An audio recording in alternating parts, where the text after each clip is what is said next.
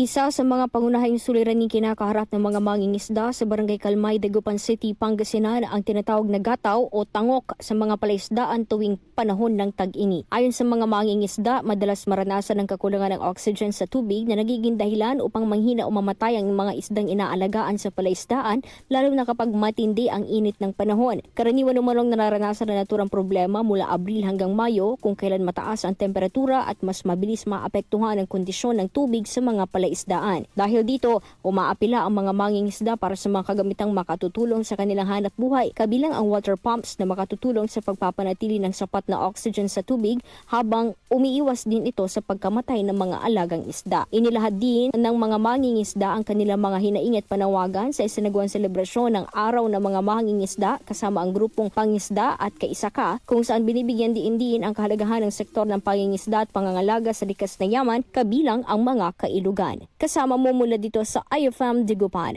Idol Jam Victorio, Tatak, RMN. RMN Network News.